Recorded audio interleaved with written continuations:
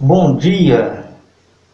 Para quem não me conhece, eu sou o professor Arismar Viana. No vídeo de hoje, nós iremos debater a importância do autoconhecimento. Mas para termos noção do que seria o autoconhecimento, nós temos que ter uma noção dos tipos de conhecimentos. Eu fiz uma listagem aqui de alguns tipos de conhecimentos que, de acordo com a decorrência do vídeo, você irá compreender e analisar qual seria a importância do autoconhecimento. Vamos citar apenas 3. Se eu fosse colocar todos os tipos de conhecimento, iríamos passar 24 horas e essas 24 horas seria insuficiente para conversarmos sobre os tipos de conhecimentos, porque são inúmeros. Primeiro, vamos abordar o conhecimento empírico.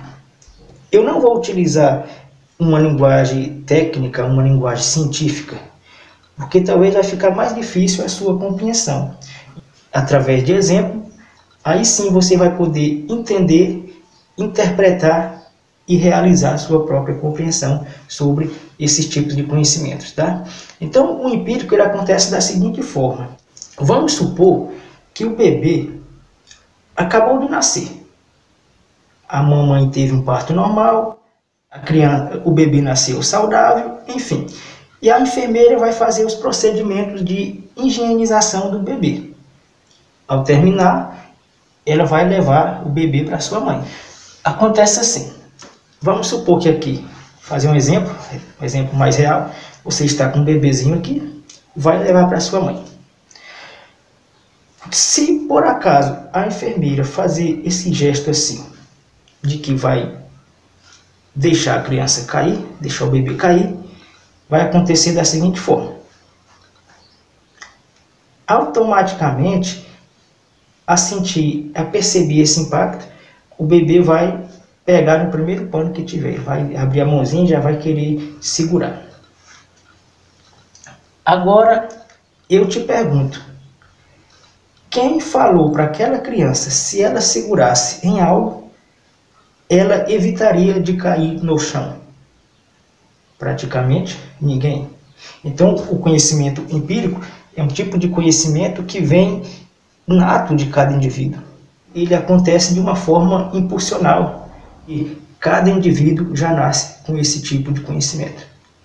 Lembrando também que os outros animais, eles são dotados do empirismo, ou seja, eles são dotados desse conhecimento empírico. Não é apenas o ser humano que faz parte desse tipo de conhecimento, tá bom?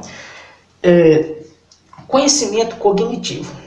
O cognitivismo, essas palavras, pessoal, realmente são palavras um pouco diferentes para alguns. Muitas pessoas que gostam de ler, muitas pessoas que estudam, já ouviram falar nessas palavras, porém não sabem o significado. Tem pessoas que têm muita dificuldade de interpretar textos, às vezes até no Enem, na avaliação do Enem, numa avaliação de um concurso público, em uma avaliação de vestibular. Existem muitas essas palavras dentro da biografia educacional. Muitos estudantes, muitas pessoas veem essas palavras, mas não sabem o significado, não sabem o que é realmente o empirismo e o cognitivismo.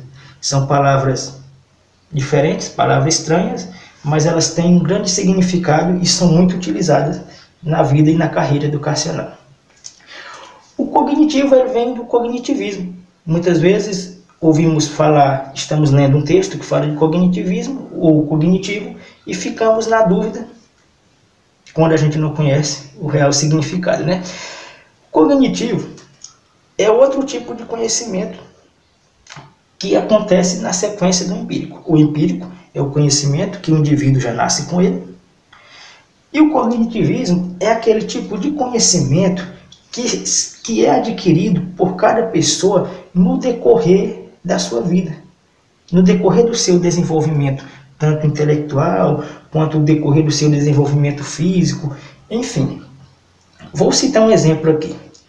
Uma criança que nasceu lá no Japão, por exemplo, nasceu, está crescendo lá, vamos supor que chegue aos seus 7 ou 8 anos de idade, já se adequou, já teve uma adequação àquele tipo de cultura japonesa, tanto na forma da vestimenta, quanto na língua, na alimentação, enfim.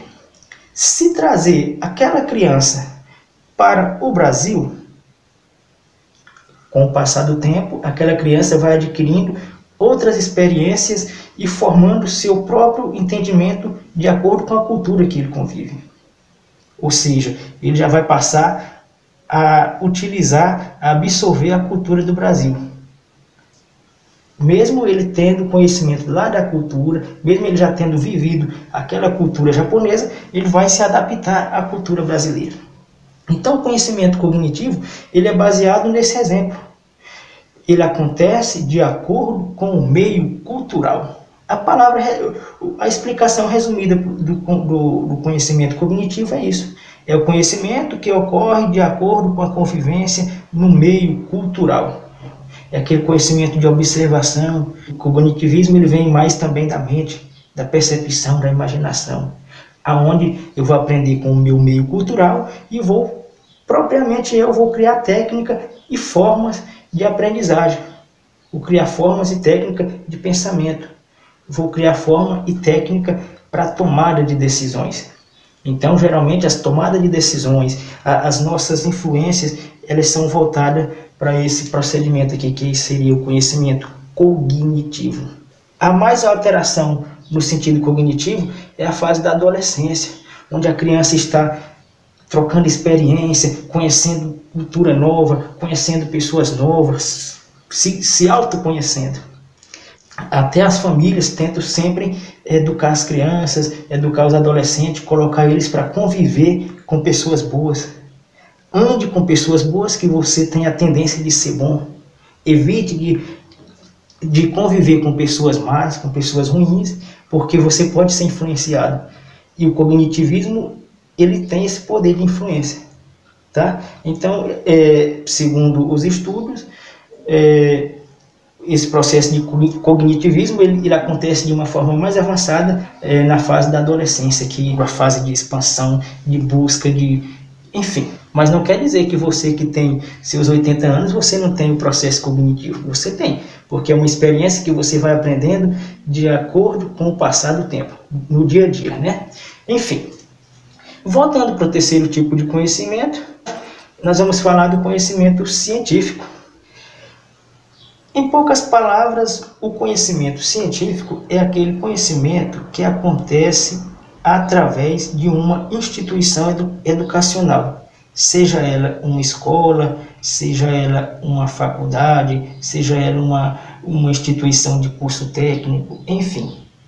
Resumidamente, conhecimento científico adquirimos dentro de uma instituição educacional.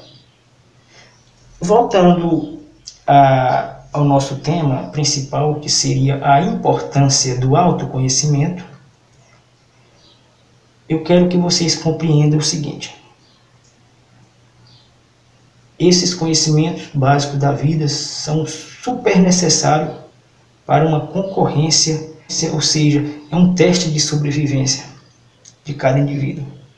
Até porque, para termos a oportunidade de conseguir um bom trabalho, conseguir um bom emprego, exercer uma boa profissão, temos sim que ter muito conhecimento cognitivo e temos também que desenvolver muito conhecimento científico. E somente através desses conhecimentos teremos a capacidade de participar dessa concorrência trabalhista na vida financeira, na vida do dia a dia, enfim.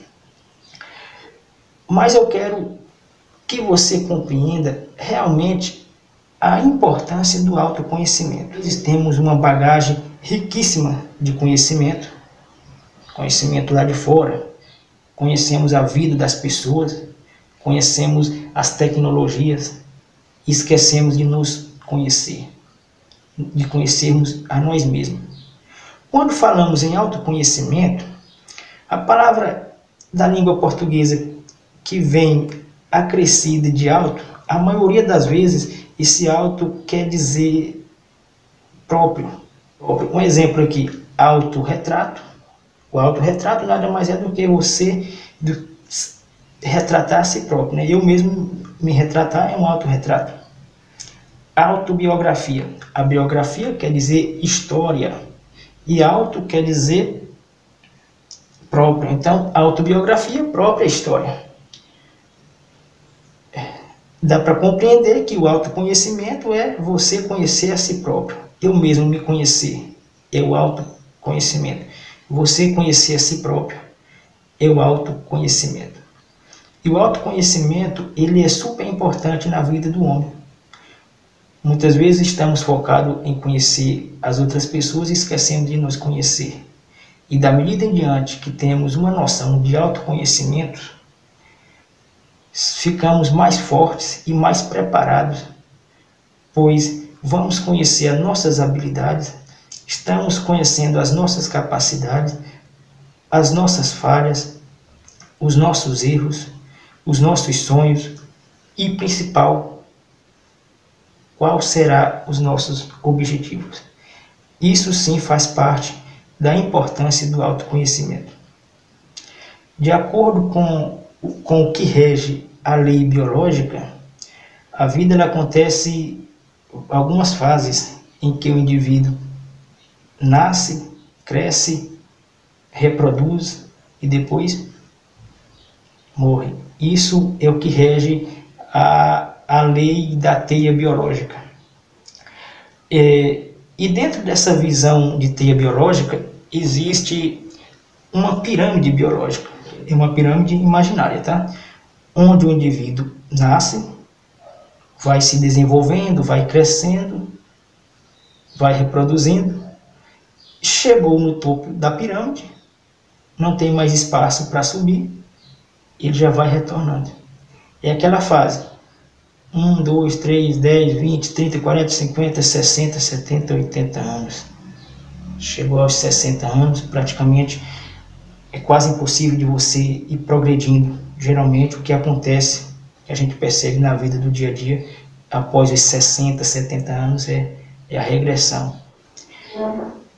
Essa nossa vida ela é tão curta para perdermos tempo em busca de conhecimentos do mundo, esquecer de conhecermos a nós mesmos.